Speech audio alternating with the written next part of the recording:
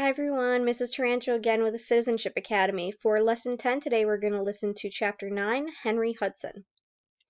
John Cabot was not the only person who wanted to find a northwest passage to the Indies. English explorer Henry Hudson had the same goal. Very little is known about Henry Hudson's early life, but we do know he had an interest in exploring Arctic geography. Hudson made his first attempt to find the Northwest Passage in 1607, more than 100 years after Cabot made his voyages. Hudson's idea about how he might get to the Andes was similar to Cabot's. Hudson's idea was to sail north, right over the North Pole. He knew the polar region was cold and icy, but he also knew that the sun never set during the summer months.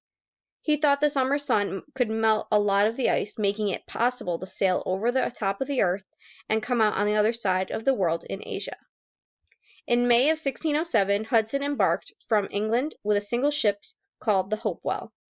6 weeks later, his men sighted the eastern coast of Greenland. Hudson sailed along the eastern coast of Greenland and then turned and sailed northeast because there was so much ice. During their voyage, he and his men saw many unfamiliar creatures, including whales, seals, and walruses. This is a portrait of Henry Hudson and a map showing his idea to sail.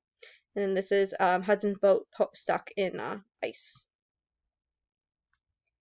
In mid-July, they reached the Spitzbergen Archipelago, which is a chain of islands that has an Arctic climate.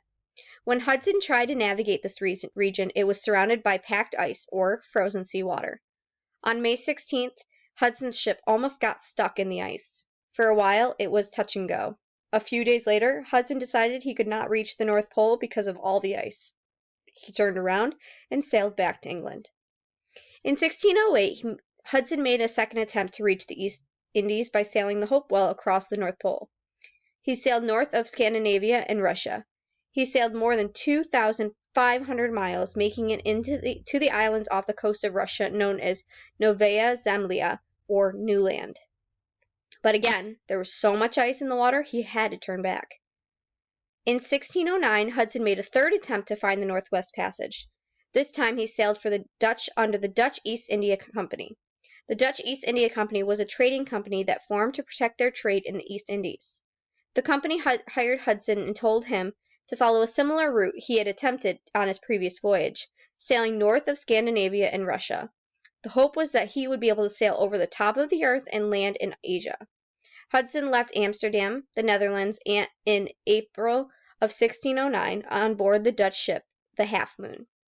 As he made his way north, he saw more and more ice. Eventually, there was so much ice that Hudson decided to give up and turn around in mid-May. Instead of sailing back to Amsterdam, as he had been told to do, Hudson decided to sail west. Hudson sailed across the Atlantic and sighted Newfoundland on July 12th. He sailed along the coast of North America, exploring much of what is now the east coast of the United States. He and his men sailed as far south as Virginia, where the Jamestown settlement had recently been established. Then, they turned north. So this is a map showing Hudson's 3 voyages. Hudson sailing upriver. On September 3rd, they came upon a large river that emptied into the Atlantic. Hudson and his men explored the river, sailing upstream, when Hudson saw the river widening out. He thought the river he was exploring might be the Northwest Passage that he and explorers before him had been seeking for years. Farther upstream, the river narrowed, and Hudson began to think maybe it would not lead them through the continent. Nevertheless, it was an interesting discovery. Hudson claimed the area for the Netherlands and the Dutch. Hudson and his crew encountered many Native Americans of the Algonquin-speaking tribes on their trip up the river. Some Native Americans tried to attack them, but others visited the ship to trade. The Indians offered fur to Hudson in trade, and this started the fur trade along the Hudson River. One group invited Hudson to dinner. Later, Hudson described what he had experienced in his journal. So this is Hudson eating with the Native Americans. I sailed to the shore in one of their canoes with an old man who was the chief of a tribe consisting of 40 men and 17 women. These I saw there in a house well constructed of oak bark and circular in shape. Oops. Give me a minute. For some reason, my video likes to do that and my pages don't show up. There we go. So let me repeat that sentence. These I saw there in a house well constructed of oak bark and a circular in shape. so that it had the appearance of being built in an arched roof. It contained a great quantity of maize, or Indian corn, and beans of the last year's growth. And there lay near the house, for the purpose of drying, enough to load 3 ships, besides what was growing in the fields. On our coming into the house, 2 mats were spread out to sit upon, and some food was immediately served in well-made red wooden bowls. 2 men brought in a pair of pigeons, which they had shot. They supposed that I would remain with them for the night, but I returned after a short time on board the ship. The land is the finest for the cultivation that I ever in my life set foot upon, and it also abounds the trees of every description. These natives are very good people, for when they saw that I would not remain, they supposed that I was afraid of their bows, and taking their arrows, they broke them in pieces and threw them into the fire.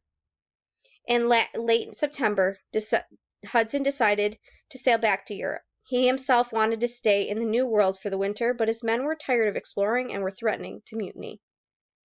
The river Hudson discovered on his 3rd voyage was later named after him. Even today it is known as the Hudson River. Other Dutchmen came to this part of the world after Hudson. They built a city in the mouth of the Hudson River, on an island the Indians called Manhattan. The Dutch called this city New Amsterdam. Later, its name was changed to New York. Today, Manhattan is the name of one of the parts of New York City, and New York City is the most populous city in the United States. In 1610, Hudson set off on a 4th voyage. This time he was sponsored by 2 English companies, the Virginia Company and the British East India Company. Similar to the Dutch East India Company, these companies were also trading companies. Hudson's goal was the same, to find the Northwest Passage, a water route that would lead through the American continent and allow ships to sail to Asia. Hudson sailed west, but he stayed far to the north. He reached Greenland in early June. A few weeks later, he and his men found a large strait that led into the center of North America. Hudson hoped it might lead all the way through to Asia. On August 2nd, Hudson sailed out of the strait and into a large bay. Today, this bay is known as the Hudson Bay, and the strait is known as the Hudson Strait. Hudson spent the next few months exploring the coast of the bay. In November, his ship got stuck in the ice. He and his crew had to go ashore for the winter. It was a difficult, freezing cold winter. The men were fighting with Hudson as well as with one another. Several of them fell ill with scurvy, a disease that preys on people who have not been eating a healthy, balanced diet. When spring came, Hudson wanted to explore some more.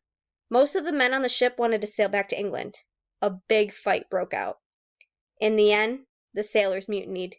They put Hudson, his son, and some others they did not like in a small, open boat and sailed away. Henry Hudson, the great explorer, was never heard from again. So this is the few men and his son that they mutinied against. So that is the end of our reader for today. I will see you guys in my next video. Bye.